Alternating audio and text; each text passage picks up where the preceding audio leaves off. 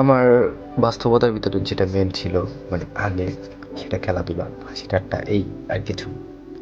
তো এখন যেটা ফিল করতেছি যে এখন মানুষ যে প্রাধান্য দেয় বা রেসপেক্ট করে সেটা সম্পূর্ণভাবে নির্ভর করে আপনার বাবার টাকা আর আপনার টাকা আছে কিনা। আপনার যত টাকা আছে ততটা রেসপেক্ট পাবেন, আপনার টাকা নেই রেসপেক্ট পাবেন না। আপনি ধরেন মূর্খ, আপনি কোনো কাজকাম করেন না, সমস্যা নেই, চলবে। আপনার ব্যাকগ্রাউন্ড ভালো না, হয়তো আপনার টাকা আছে, সমস্যা নেই, চলবে, কোনো ব্যাপার না। কিন্তু টাকা না থাকাটা হলো অনেকটা, অনেকটা কি পুরোটাই প্রবলেম। মানে ধরেন পুরো পৃথিবী এক পাশে, আপনার টাকা নাই, আপনি এক পাশে।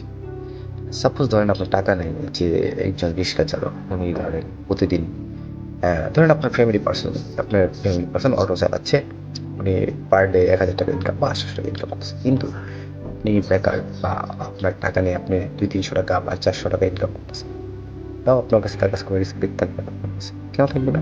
আপনার থেকে উনি 400 টাকা বেশি ইনকাম করতেছে, আপনার প্রাধান্যটা বেশি থাকবে।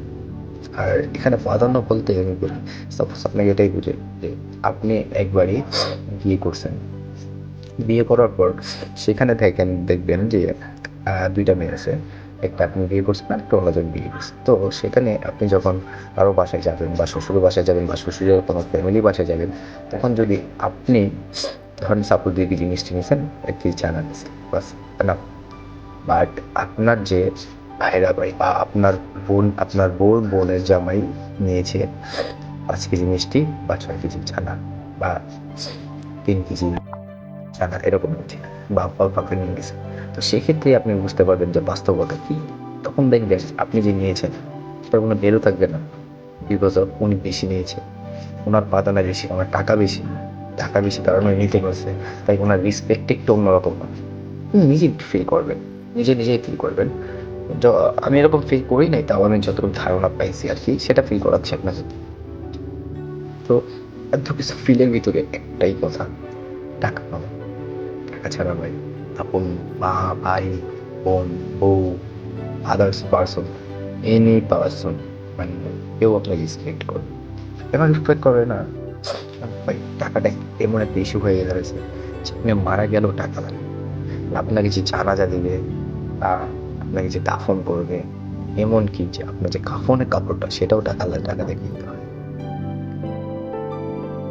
বলেন কি করবেন? আমি এরকম সিচুয়েশন ফেস করছি, এখন বুঝি যে না, আমার টাকা ধরে রাখ। আবার একটা কথা বলি, আপনি যখন টাকাকে ধরে রাখতে পারবেন না ভাই, বিশ্বাস করেন, এটা আপনি আজ হোক, 1 বছর পর হোক বা 10 বছর পর হোক, এটার মর্মত আপনি ঠিকই বুঝবেন। ঠিক ভাই, যেমন আমি বুঝতেছি, টাকাকে এখনই ভ্যালু দেওয়া শিখেন ভাই।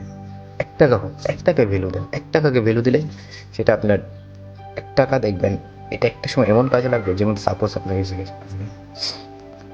শ্যাম্পু কিনতে গেছেন, আপনার কাছে 3 টাকা আছে, শ্যাম্পুর দাম 4 টাকা, বা আপনার কাছে 4 টাকা আছে, শ্যাম্পুর দাম 5 টাকা।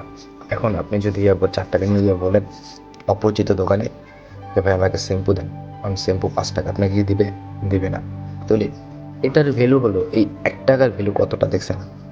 এই 1 টাকার জন্য আপনি একটা শ্যাম্পু ক্রয় করতে পারতেছেন না। তো দেন এই 1 টাকাকে যখন আপনি ভ্যালু দিতে পারবেন, তখন আপনার রেসপেক্ট আপনি নিজে বাড়াবেন। কীভাবে বাড়াবেন? যে আপনি 1 টাকাকে ভ্যালু দিচ্ছেন, ওই 1 টাকা এমন এক সময় 1,00,000 টাকা পরিণত হবে। ওই 1 টাকাকে আপনি যখন ভ্যালু দিচ্ছেন, তখন আপনি 10 টাকাকে আরও ভ্যালু দিবেন। আপনি যখন 10 টাকাকে ভ্যালু দিচ্ছেন, 10 টাকায় আপনি 100 টাকাকে আরও ভ্যালু দেবেন, তখন 100 টাকা হয়ে যাবে আপনার কাছে 1,000 টাকার সমান, 1,000 টাকা সমান হয়ে যাবে আপনার 10,000 টাকার সমান। আর যখন আপনার কাছে 10,000 টাকা থাকবে, তখন 10,000 টাকার ভ্যালুটাকে দিবেন আপনি 1,00,000 টাকা। আর আপনি যে 1 টাকাকে ভ্যালু দিতে না পারেন ভাই,